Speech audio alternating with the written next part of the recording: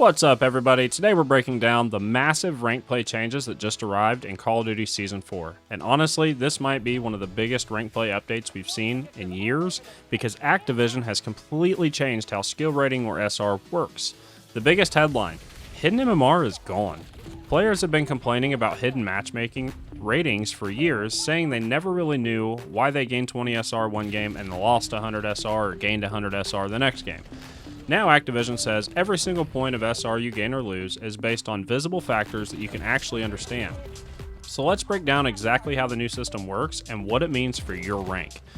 Before Season 4, there was always hidden MMR systems running in the background. Basically, the game had its own opinion of where it thought you belonged. Maybe you were Platinum, but the game thought you should be in Diamond. In this case, you gained a lot of SR for wins and lost a lot of SR for losses. On the flip side, if the game thought you were ranked too high, you'd gain less SR or lose more SSR, or SR. The problem was players never knew exactly why. Now that's changing. According to Activision, SR is no longer based on hidden MMR. Instead, SR is based entirely on your visible rank, your performance, the ranks of the players in your lobby, whether your team was favored or the underdog. Everything is now visible and transparent. Every single rank play win now starts with a base win reward. The base win, no matter what rank you are, you get 20 SR for winning. Everybody starts there. Scoreboard bonus, now that's the fun part.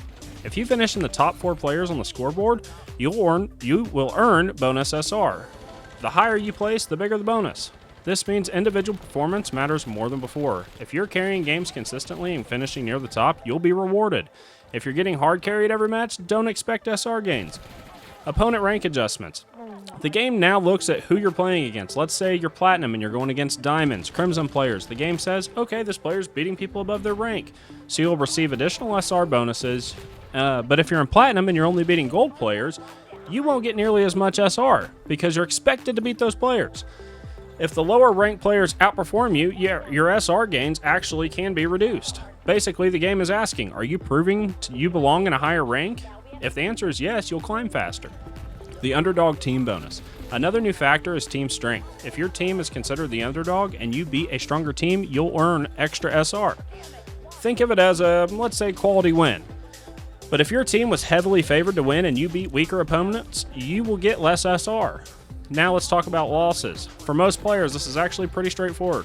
Bronze through Diamond, if you're Bronze, Silver, Gold, Platinum, or Diamond, every loss is base 20 SR, minus 20 SR. Simple. No weird hidden calculations, no mystery deductions, just minus 20.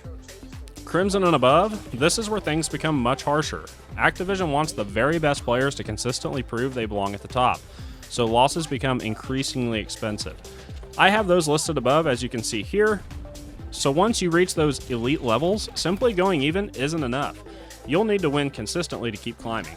But there is one exception. If you lose too much, or if you lose to a much stronger team, the game reduces your SR loss. So if you're the underdog and lose to a stacked squad, the punishment won't be as severe. However, if your team was expected to win and you lose to lower ranked players, you'll lose more SR.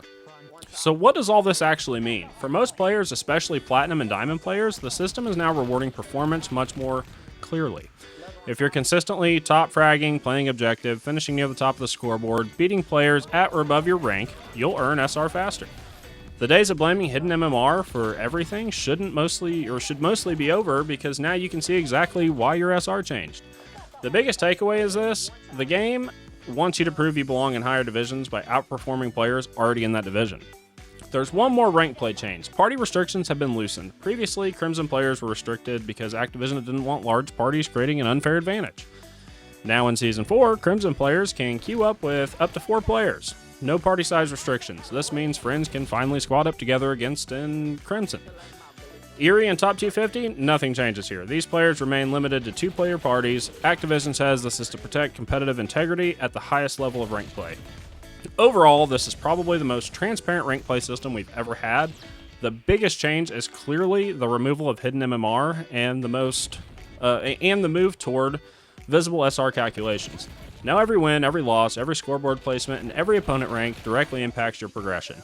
The big question is, do you think removing hidden MMR is a good thing, or are players still going to find reasons to complain about SR?